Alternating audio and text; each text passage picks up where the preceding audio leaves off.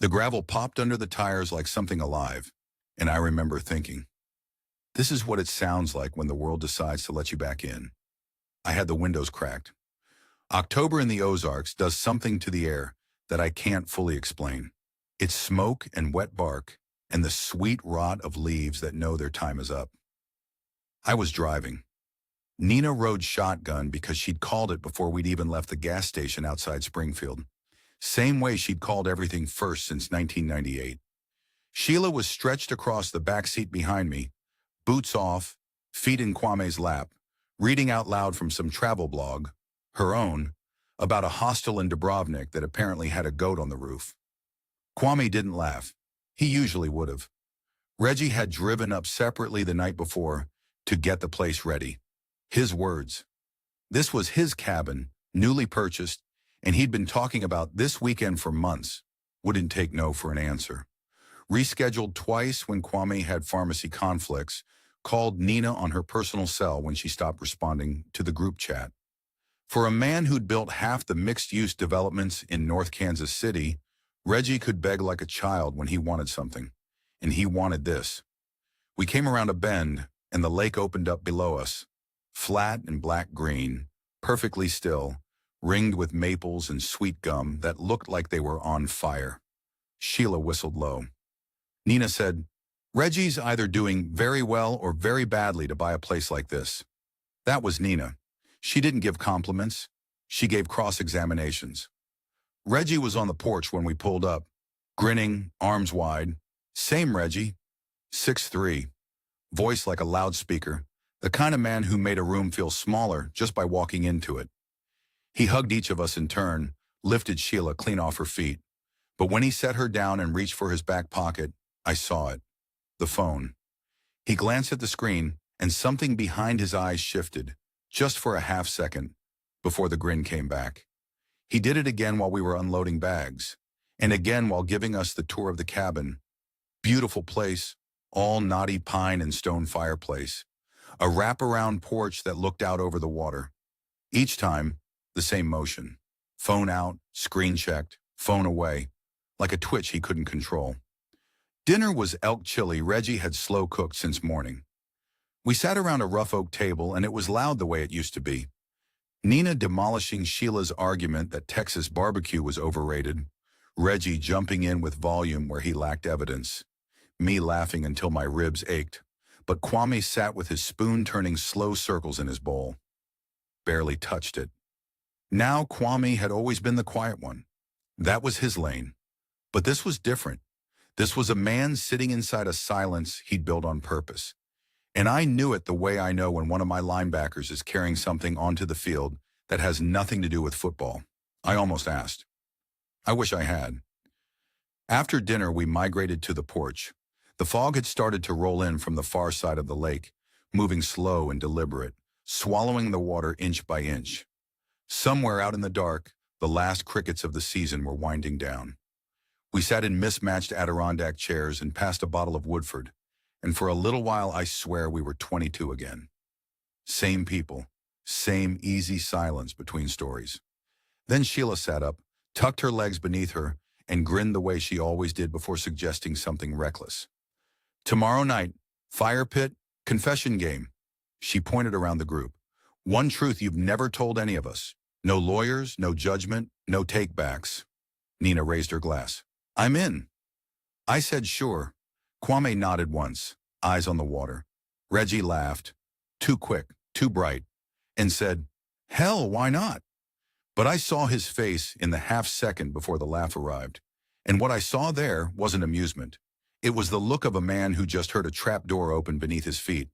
The fog had swallowed the lake entirely by then. We couldn't see the water at all anymore, just white. I went to bed that night feeling something I hadn't felt in years. That maybe time hadn't ruined us after all. That maybe this weekend could put something back together. I think about that a lot now. How sure I was. How wrong a man can be when he's standing right on top of the thing he can't see. Saturday was gold. I need you to understand that. The kind of October day that makes you believe the whole world is conspiring to give you something good. Copper light falling through the maples, the lake so still it looked poured from glass, And my four oldest friends scattered across the morning like we were 22 again, and nothing had ever gone wrong between us. We hiked the bluff trail before noon. Sheila made a stop every 100 yards to photograph the sweet gum turning scarlet. Nina and I fell into our old argument about the '09 Chiefs.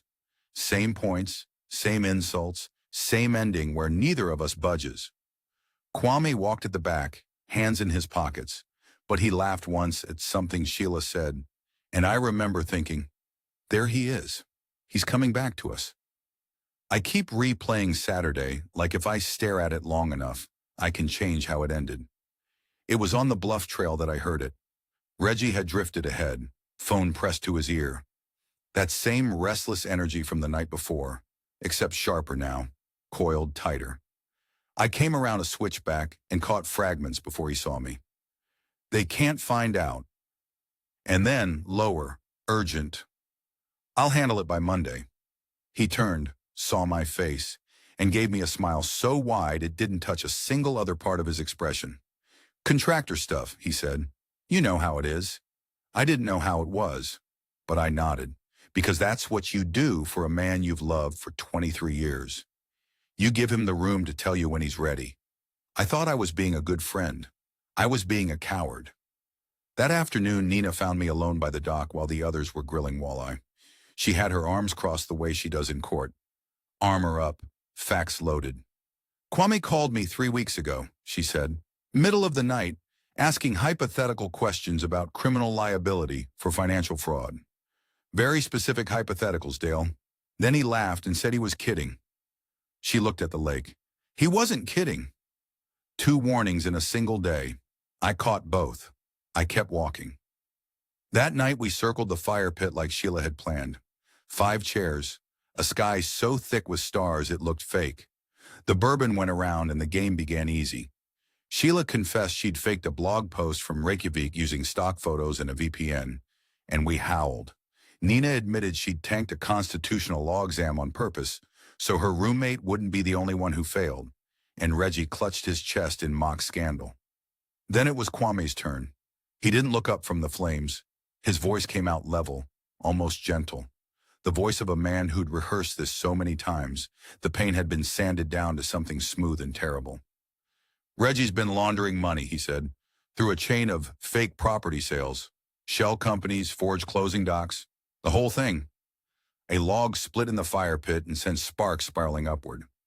Kwame still didn't look up. 6 months ago, he came to me and asked me to forge pharmaceutical purchase orders to run more money through. I said no. He asked again. I said no again. Nobody breathed. I turned to Reggie, and what I saw wasn't anger, wasn't shock, wasn't even fear exactly. It was the absence of everything I'd ever known in his face. Every joke, every late-night confession, every time he'd clapped me on the shoulder and called me brother. All of it gone. Just a rigid mask where my best friend used to be, like staring at a stranger wearing Reggie's skin. The fire cracked. Somewhere out on the black lake, a loon called once and went silent. That silence around the fire lasted maybe 4 seconds. Felt like 40. Then Reggie laughed. Not a real laugh. This short, brittle bark that came from somewhere hollow. He looked at Kwame the way you'd look at something on your shoe, and his voice started low, almost a whisper, shaking at the edges. You're a liar. Kwame didn't flinch, didn't move at all. You're a liar, Kwame. Louder now. Reggie stood up so fast the camp chair folded in on itself behind him. You paranoid, jealous. You always been like this, man. Always. Can't stand to see somebody doing better than you, so you make up stories. Which shell company, Reggie? That was Nina. Quiet, surgical. She hadn't moved from her chair, but her posture had changed. Shoulders squared, chin level. I'd seen that stance before. That was her courtroom voice. Reggie's head snapped toward her. What? The shell companies Kwame mentioned. Which ones? Name one. I don't have to. This is insane. Y'all are seriously sitting here listening to... And the Monday deadline. Nina tilted her head, just slightly. On the phone today. You said it was contractor stuff. Which contractor, Reggie? What's their name? He opened his mouth, closed it, opened it again, and said something about a renovation crew out of Charlotte, but then corrected himself, said Raleigh. And I watched Nina clock it. She didn't even blink, just let the contradiction hang in the air like smoke. That's when Sheila reached for his arm. Reg, just sit down, let's just... He ripped away from her so hard she stumbled. Don't touch me. Don't... Are y'all serious right now? This is a setup? All of you planned this? His eyes swept across every face, landing on mine last. And I stood up. I didn't yell, didn't need to. 22 years of coaching teaches you that the room matches whatever energy you bring into it. Everybody sit down. We are not doing this tonight. I held Reggie's stare. We sleep on it. We talk in the morning like grown people. Nobody spoke. The fire popped. And slowly, people moved. The group dispersed around midnight. I heard doors closing down the hallway, one by one, like a sequence of locks turning. I lay in bed staring at the ceiling, wind pressing against the windows, the cabin settling the way old wood does, groaning at the joints. I wasn't thinking, I was just listening. At 2 a.m, I heard the front door open and close, soft, careful, someone trying not to be heard. Then gravel, footsteps crunching, steady, not running, moving toward the road. Then an engine, not close, maybe 30, 40 yards out. Like a car had been waiting just beyond the tree line.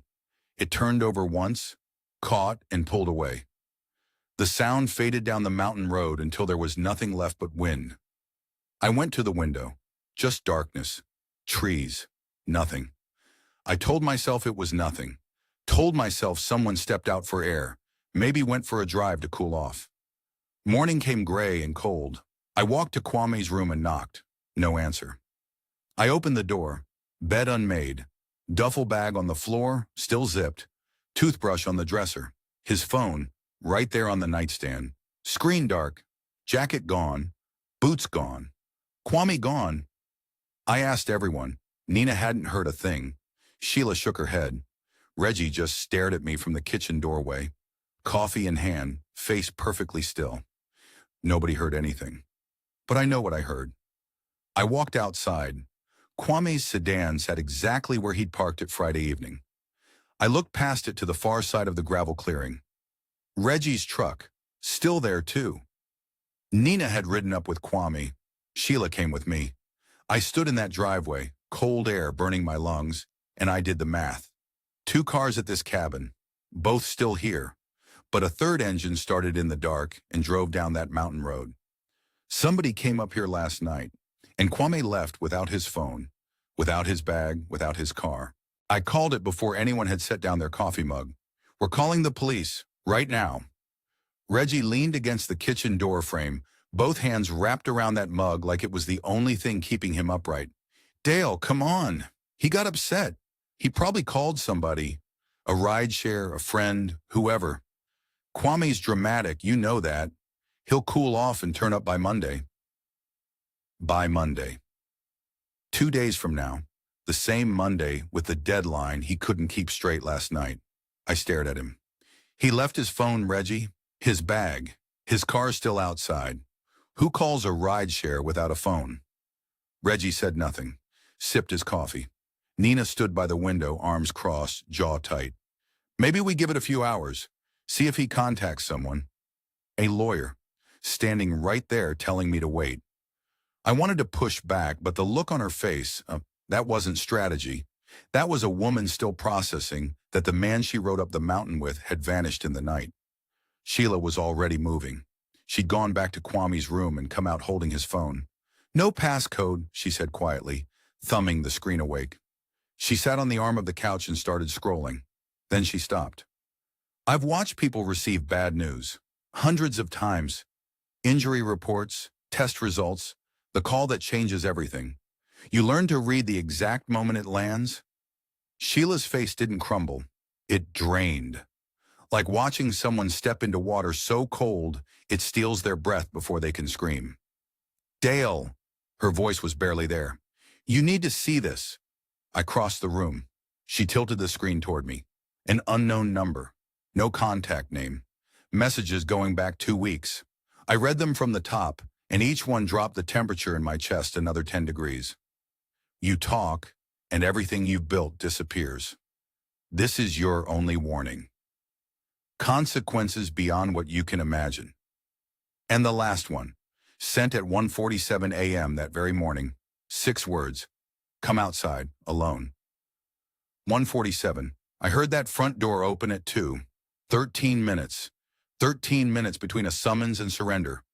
Whoever sent that text knew Kwame would leave the phone behind, or didn't care, because the phone was never the point. Kwame was. He grabbed his jacket, pulled on his boots, and walked out into the dark to meet someone who'd been threatening him for weeks. And none of us heard a thing except me, half asleep, telling myself it was nothing. I turned to Reggie. I didn't raise my voice. 22 years of coaching taught me one thing about confrontation. The quietest question lands hardest. Did you send these? No, Dale, no, I would never. Then who did, Reggie? Because somebody drove up this mountain in a car that doesn't belong to any of us, and Kwame walked out to meet them, and you're standing there with your coffee like it's a normal Saturday. It's Victor. The mug was trembling now. Coffee sloshed over the rim onto his fingers, and he didn't flinch. Victor Party. The name hit the room like a rifle shot. Reggie started pacing, short, jagged lines across the kitchen tile. The money, Kwame was right, okay? Some of it went through shells. But it wasn't my idea. Victor Party, silent investor. He's got connections I didn't know what I was into until I was already Reggie. He uses the company as a front, Dale. Real estate transactions, layered accounts. And Kwame found the discrepancies. Told me 3 weeks ago he found them. I begged him to leave it alone. His hands went to his face. The pacing stopped. Victor must have found out Kwame knew. He looked up at me through wet eyes. We're all in danger now. Every one of us. I watched him. The confession, the tears, the way he admitted just enough to push the blame onto a name none of us could verify. I didn't know what to believe, but I knew what to do. I pulled out my phone and dialed 911. Reggie's eyes went wide, and not just at the thought of Victor Pardee. Something else flashed across his face. The fear of a man watching his last wall come down. The county sheriff arrived 90 minutes later. 90 minutes of silence so heavy it pressed against the walls. Nobody spoke. Nobody ate. We just sat there, listening to the wind move through trees that suddenly felt like they were hiding something. When the deputies finally came, 4 of them, plus the sheriff, they fanned out along the lakeshore and into the timber. I stood on the porch with my arms folded against the cold and watched them disappear into the tree line. Whoever drove that third car up the mountain had a 6-hour head start. 6 hours of dark road between them and us. And Kwame hadn't taken a single thing that could help anyone find him. The jacket was the first thing they found. Saturday morning, maybe 2 hours after the sheriff and his deputies spread out along the lakeshore and into the timber, one of them radioed back, said he'd found something on a barbed wire fence near an old logging road, half a mile northeast of the cabin, asked if anyone could come identify it. I knew before I got there. I knew it from 50 yards away. Dark green canvas, that busted zipper Kwame never got fixed, flapping against the rusted wire like something trying to wave goodbye. It had torn at the shoulder seam where the barb caught it, and past the fence, pressed into the soft mud of that logging road, fresh tire tracks, deep ones. A vehicle that came in heavy and left in a hurry. He'd walked out that cabin door at 2 a.m, wearing that jacket and his boots, and somewhere between here and there, someone was waiting for him. Reggie didn't ride to the station with us. He called a lawyer from the city instead. I remember Nina looking at me when we heard him on the phone in the other room, speaking low and fast. She didn't say anything. She didn't have to. 22 years of coaching teaches you one thing above all else. When a man's first instinct is to protect himself, he's already told you everything about his character. The next 30 hours blurred. Nina and I cooperated fully. We sat in that little county sheriff's station with its buzzing fluorescent lights and stale coffee, and we answered everything they asked, twice, 3 times. Timeline, relationships, What Reggie said, what the text said, Victor Pardee, all of it. By Sunday evening, I was running on nothing. No sleep, no appetite, just this low hum of dread sitting in my chest like a second heartbeat. We were mid-interview when the door opened. A deputy leaned in, said something to the sheriff I couldn't quite catch. The sheriff stood up, looked at me, and said words I will carry with me for the rest of my life. "They found your friend. He's alive." I don't know what sound I made. I know Nina grabbed my arm. I know my vision went white for a second and my knees almost buckled. And then I was standing, asking where, asking how, asking to go to him right now. Kwame was at a gas station 30 miles south, disoriented, dehydrated, bruised wrists. A trucker had found him stumbling along the highway shoulder at dawn. No jacket, just his boots and the thermal he'd been wearing underneath, filthy with mud and straw. Deputies picked him up and took him to the county hospital. The story came out in pieces as I drove. A man Kwame had never seen before, waiting in the tree line with a running SUV, told him Victor Pardee sent him, forced him into the vehicle, drove him to some isolated barn God knows where, and for hours, interrogated him about what he'd told us at the cabin, whether he'd gone to the authorities, what he knew and who else knew it. When the man stepped outside to make a phone call, Kwame worked his hands free from the zip ties, slipped out a side door, ran through open fields in the dark until his legs gave out, then walked. Walked until he hit asphalt. Walked until the sun came up and a stranger in a Peterbilt pulled over. I found him in a hospital bed with an IV in his arm and his wrists wrapped in gauze where the plastic had bitten into his skin. He looked 10 years older than Friday night. His lips were cracked. His eyes were bloodshot and hollowed out. But he was alive. My friend was alive. I pulled a chair up close and he reached for my hand. I took it. His grip was weak, and I'd held this man's hand before. After wins and losses, after funerals, after all the things life throws at men who've known each other long enough to stop pretending they're made of iron. This grip was different. This grip was someone holding on to make sure the world was still real. "Dale," he said. His voice was raw, barely above a whisper. "I'm here, brother. I'm right here." He squeezed tighter, looked me dead in the eye. He told me Reggie sold me out. A breath. Reggie told Victor I was going to talk this weekend. Every sound in that hospital room disappeared. The beeping monitors, the hum of the air vent, Nina somewhere behind me in the doorway. All of it, gone.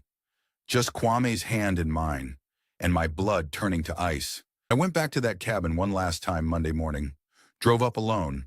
Nina stayed behind at the motel, said she'd pack our bags, but I think she just couldn't face it again. Can't say I blamed her.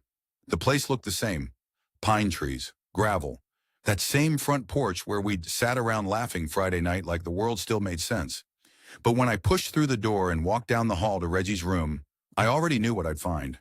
Bed stripped bare, closet empty, rental car gone, no note, no message on my phone, no goodbye after 31 years of friendship, just a wire hanger swaying from the closet rod and the faint smell of his cologne still hanging in the air like a ghost that hadn't figured out it was dead yet. Part of me had hoped I was wrong about him, but an empty room don't lie. 2 days later, my phone rang. Blocked number. A woman's voice, calm, official, no warmth in it. Federal Bureau of Investigation. She asked if I had time to answer some questions about Reginald Arthur Lewis and his real estate dealings with a Victor Pardee. I sat down on the edge of the motel bed and felt the floor tilt underneath me.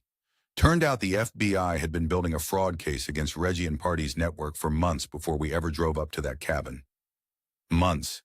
We thought we were trying to save a friend. We were walking into a crime scene that hadn't finished happening yet. They picked Reggie up 3 days later at a motel outside Texarkana, near the Arkansas border. I heard about it on the news before anyone called me. Saw his face on a screen, mugshot, orange jumpsuit, eyes pointed at the floor. Man I'd known since we were 19 years old, standing in federal custody like a stranger. And then in the weeks that followed, the full picture came together. Reggie had called Victor Pardee before that weekend, told him Kwame was planning to talk, that the cabin trip was where it would all come out. He swore, under oath, in open court, that he never wanted anyone hurt. said he just thought Victor would make a phone call, maybe threaten a lawsuit, scare Kwame quiet. But cowardice with a phone in your hand is still a weapon. And Kwame spent hours zip-tied in a barn because a man he trusted for 3 decades chose self-preservation over his life. Reggie pleaded guilty to conspiracy charges. 8 years federal prison. Victor Pardee's network got taken apart. Indictments, seizures, the whole thing collapsed. And Kwame recovered. Physically, at least. The wrist healed. The dehydration passed. But I'd catch him flinching at loud noises, see him check the rearview mirror 3 or 4 times on a short drive. Trust don't grow back like skin. 6 months later, the 4 of us met at a diner off Route 9. Me, Nina Kwame, and Sheila, Kwame's sister, who'd driven down from Detroit to be near him through the worst of it and never really left. No cabin, no fire pit, no games, just a corner booth, 4 cups of coffee, and a window full of gray November light. We didn't drift back together by accident. Every one of us made a choice to show up that morning. Nobody asked about Reggie. Nobody needed to. We just sat there and talked, honestly, quietly, about what we'd lost and what was still standing. Kwame laughed once, at something small Nina said, and I swear that sound almost broke me more than anything that weekend ever did, because it meant he was still in there, bruised, changed, but still him.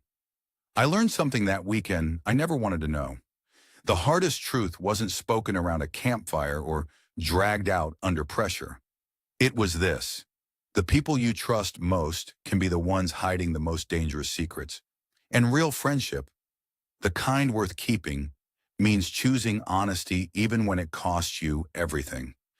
Even when it costs you the person sitting next to you. I wish Reggie had understood that. I really do.